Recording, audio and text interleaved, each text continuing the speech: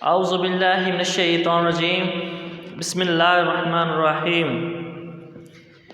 مولاي صلی وسلم دائما ابدا علی حبیبک خیر الخلق کلہم۔ السلام علیکم میرے عزیز طلبہ و طلبات، میں امید کرتا ہوں کہ آپ سب خیریت سے ہوں گے، اور میری دلی دعا ہے کہ اللہ تبارک و تعالیٰ آپ کو زندگی کے ہر شعبہ میں کامیابی و کامرانی عطا فرمائے، آمین۔ عزیز طلبہ و طلبات، آج ہم حصہ غزل سے شاعر مومن خان مومن کی غزل پڑھنے جا رہے ہیں، اور مومن خان مومن کی غزل پڑھنے سے پہلے تھوڑا سا شاعر کا جو ہے وہ تعارف کہ مومن خان مومن جو ہے وہ 1800 میں پیدا ہوئے، اور مومن خان مومن نے اگرچہ اصناف سخن میں تباہ آزمائی کی، ان کی جدت کا اثر رنگ ان کی غزل میں پایا جاتا ہے۔ ان کی غزل میں جدت رنگ ہے، جدید رنگ ہے، غزلوں میں جدت ہے، نیاپن ہے، ورائٹی ہے، تنوع ہے، حسن و عشق کی مختلف کیفیات کو جو ہے وہ اس کی رنگین ان کی ترجمانی کی ہے، حسن و عشق کی باتیں کی ہیں، ان کے کلام میں معاملہ بندی کا عنصر جو ہے وہ غالب ہے، واردات عشق کا بے ساختہ اظہار کئی اشعار میں ملتا ہے۔ تو یہ ان کے کلام جو ہے ان کا مختصر تھا شاعر کا تعارف مومن خان مومن کا۔ مومن خان مومن خود بھی حکیم تھے، اور ان کے والد محترم بھی حکیم تھے، اور حکمت بھی کیا کرتے تھے، ساز شاعری بھی کیا کرتے تھے۔ اور ایک اور آپ کو بتاتا چلوں کہ یہ علم نجوم جو ہے اس کے بھی جو ہے علم نجوم کے بارے میں بھی کچھ جانتے تھے، اور علم جو ہے ریاضی حساب کتاب جو ہے وہ بھی جانتے تھے، حکیم بھی ہیں، اور ہاتھ دیکھنا، پامسٹری وغیرہ یا علم نجوم کے بارے میں بھی یہ جانتے تھے۔ آب حیات میں لکھا ہے، مولانا محمد حسین آزاد نے آب حیات میں کئی واقعات درج ہیں ان کے علم نجوم کے بارے میں۔ تو آج ہم حکیم مومن خان مومن کو جو پڑھنے جا رہے ہیں، اور ان کی جو سمارٹ سلیبس میں جو غزل ہے، دوسری غزل ہے، تو دوسری غزل جو ہے وہ آج ہم شروع کرنے جا رہے ہیں۔ مومن خان مومن فرماتے ہیں، ٹھانی تھی دل میں، ٹھانی تھی ارادہ کیا تھا، ٹھانی تھی دل میں اب نہ ملیں گے کسی سے ہم، پر کیا کریں کہ ہو گئے ناچار جی سے ہم۔ ٹھانی تھی ارادہ کیا تھا، پکا ارادہ کیا تھا، عزم کیا تھا دل میں کہ اب ہم کسی سے نہیں ملیں گے، کسی سے مراد اپنے محبوب سے، اپنے دوست سے۔ میں نے یہ دل میں ارادہ کر لیا تھا کہ اب میں نے محبوب سے نہیں ملنا، پر کیا کریں، کیا کروں کہ میں ناچار، میں بے بس ہو گیا، جی سے دل سے، میں دل کے ہاتھوں مجبور ہو گیا، اور مجھے پھر جو ہے اپنے محبوب کے پاس جانا پڑا، محبوب سے ملنا پڑا، محبوب کا جو میں نے تعلق توڑا تھا، پھر میں اس تعلق کو جوڑنے کے لیے حاضر ہو گیا۔ مطلب یہ ہے کہ ایک دفعہ تعلق بن جائے زندگی میں جس کسی کے بھی ساتھ، ایک دفعہ آپ کا کوئی دوست ہے، تو پھر وہ اس کو بھلانا اور تعلق جو ہے وہ قطع کرنا وہ ممکن نہیں ہے۔ ترک تعلق جو ہے نا وہ کسی صورت بھی ممکن ہے ہی نہیں۔ اب کہیں کہ میں نے اس کو بلا دیا ہے، بلانے کا کنسیپٹ ہے ہی نہیں۔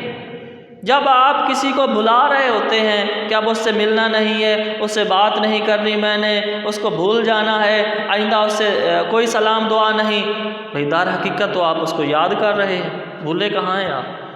ترک تعلق آپ نے کہاں کیا؟ آپ نے کہاں اس کو چھوڑا؟ آپ اس کو یاد کر رہے ہیں۔ تو یہاں اس غزل کا جو ہے پس منظر ایک ہے، وہ میں پس منظر ضروری بتانا چاہوں گا، وہ اگر اس کی سمجھ آ جائے تو پھر اصل میں غزل جو لکھی گئی تھی وہ ایک پورا پس منظر ہے، کس وجہ سے جو ہے مومن خان مومن نے غزل لکھی۔ وجہ یہ بنی کہ مومن خان مومن اور ایک اور شاعر ہیں فضل حق خیر آبادی آرزو، فضل حق ان کا نام ہے، خیر آبادی وہاں رہنے والے ہیں، اور آرزو ان کا تخلص ہے۔ فضل، حق، خیر، آبادی، آرزو، یہ ان کا پورا نام ہے۔ یہ اور مومن خواہ مومن میں آپس میں ایک دوسرے کے دونوں دوست ہیں۔ مومن خواہ مومن اور آپس میں اکٹھے بیٹھتے ہیں، گفت و شنید ہوتی ہے، اور یہ کھیل کھیلا کرتے تھے، شطرنج کا ان کو بہت شوق تھا، یہ کھیلا کرتے تھے۔ اور مومن خواہ مومن کے جو مومن خواہ مومن ایک شاہ اسماعیل شہید ہو گزرے ہیں، ان مومن خواہ مومن ان کا معتقد تھا، ان کو پیر و مرشد مانتا تھا مومن خواہ مومن، شاہ اسماعیل شہید کو۔ اور پھر یہ جب آپس میں بیٹھتے ہیں دوست سارے، فضل حق خیر آبادی بھی آرزو بھی بیٹھا ہے، مومن خواہ مومن بھی بیٹھا ہے، شاہ اسماعیل بھی بیٹھا ہے ایک محفل میں، یہ ایک دوسرے کے ساتھ سوالات بھی کیا کرتے تھے اور ایک دوسرے کو فوراً جو ہے وہ جواب دے دیا کرتے تھے۔ تو ایک دن یوں ہوا، شطرنج کھیل رہے ہیں تو فضل حق خیر آبادی آرزو نے ایک سوال کیا شاہ اسماعیل شہید کو کہ اس کا جواب ابھی دو۔ تو شاہ اسماعیل شہید نے جواب نہ دیا اور کہا کہ میں آپ کو بعد میں جواب دے دوں گا، ابھی جواب انہوں دینا مناسب نہ سمجھا، یا کہا کہ بعد میں دے دوں گا۔ تو اس سے فضل حق خیر آبادی آرزو جو ہے وہ طنزیہ انداز میں فوراً بولے اور مومن خواہ مومن کو کہا کہ بس دے لیا آپ کے پیر و مرشد نے جواب، یہ تھا ان کا جواب۔ تو جب مومن خواہ مومن نے دیکھا، اب فضل حق خیر آبادی تو ان کا معتقد نہیں تھا، یہ تو ان کو پیر و مرشد نہیں مانتا تھا، وہ تو مومن خواہ مومن ان کو پیر و مرشد اپنا تسلیم کرتا تھا۔ تو مومن خواہ مومن نے جب دیکھا کہ یہاں انسلٹ ہوئی ہے، یہاں بے عزتی ہوئی ہے، یہاں میرے پیر و مرشد کو کہ اس نے انسلٹ کی ہے، بے عزتی کی ہے، تو اس نے ایل فیل کیا اور خیر آبادی آرزو جو ہے اس کے جو ہے مصرع لکھا، کہا کہ لیں دل سے نکال آرزو کو، اگر میرے دل نے آرزو کا نام بھی لیا تو میں نے دل کو جو ہے وہ آرزو کا نام نہیں رکھنا، مطلب یہ کہ میں اس سے محبت نہیں رکھنی۔ تو اس نے جو شطرنج کا تختہ تھا یوں غصے سے الٹ دیا اور اس سے لڑ کے اس سے ترک تعلق کر کے اس کو چھوڑ دیا کہ اس نے میرے پیر و مرشد کی شان میں گستاخی کی ہے۔ اب کافی عرصہ ناراض رہے، ایک دوسرے سے بول چال نہیں تھا، ختم بول چال، میل جول ہے ہی نہیں بالکل۔ تو پھر بعد میں جب دوستوں نے کہا یا خود دل میں احساس پیدا ہوا کہ یار دوست ہے اور دوست جو ہے نا اس کو بھلایا نہیں جاتا، دوست کو چھوڑا نہیں جاتا، دوستی جو ہے یہ اللہ تبارک و تعالیٰ کی طرف سے ایک تحفہ ہے، تو تب انہوں نے نا ایک پوری کی پوری غزل لکھی، اور یہی غزل جو ہے لکھ کے ٹھانی تھی دل میں اب نہ ملیں گے کسی سے ہم، پر کیا کریں کہ ہو گئے ناچار جی سے ہم۔ یہ ساری غزل ان کو جو ہے فضل خیر آبادی آرزو کو ارسال کی کہ بھائی پہلے میں ناراض ضرور ہوا تھا، اب دیکھیں چھوٹی سی بات پہ جو ہے وقتی مجھے غصہ آیا تھا، لیکن اب میں ناراض نہیں ہوں، اب میں جو ہوں آپ سے جو ہے نا دوستی جو تعلق جو ہے وہ دوبارہ اس کو استوار کرنا چاہتا ہوں۔ تو وہاں اس نے یہ لکھی اور ان کے لیے کہا کہ ٹھانی تھی دل میں نے پہلے دل میں یہی ٹھانی تھی کہ اب میں نے آرزو سے نہیں ملنا، اب فضل خیر آبادی کو میں نے ہمیشہ ہمیشہ خیر آباد کہہ دیا، اب میں اس سے نہیں ملوں گا، آرزو کی میں آرزو نہیں رکھوں گا، کسی صورت بھی اس سے نہیں ملوں گا، پر کیا کروں دوست تھا، دوستی کو ایسے چھوڑا، دوستی ایسے کوئی چھوڑتا تھوڑی ہے، دل میں اس کو سمایا ہے، اور پھر دل کے ہاتھوں مجبور ہو گئے اور ناچار ہو گیا میں، اس وجہ سے دوبارہ جو ہے اس سے دوستی کر لی۔ یہ تھا پس منظر اور یہ تھا شعر۔ اب اگر اس کو ہم غزل ہے اور دوسرے اس کا مفہوم ہم لیں، دوسرا مفہوم اس کا یہ بھی ہو سکتا ہے کہ جب بھی شاعر جو ہے اپنے محبوب سے ناراض ہوا ہے اور محبوب سے چونکہ یہ وفا کر رہا ہے اور وہ جفا کرتا رہا،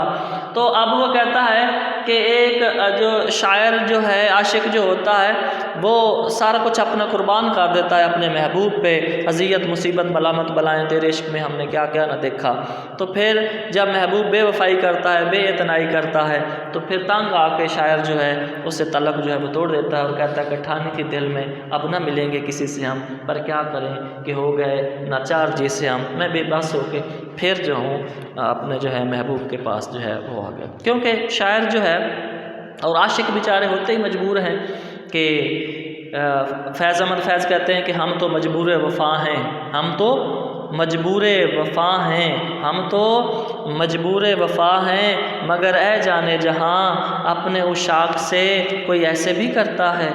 تو یہاں ہوتی نہیں قبول دعا ترک عشق کی، دل چاہتا نہ ہو تو زبان میں اثر کہاں۔ جب آپ دل سے کسی کو بھلانا نہیں چاہتے، زبانی کلامی کہتے رہیں، کوئی نہیں بھولتا، اور بھلاتا لاکھ ہوں لیکن برابر یاد آتے ہیں۔ الہی ترک الفت پر وہ کیوں کر یاد آتے ہیں۔ ترک الفت محبت کو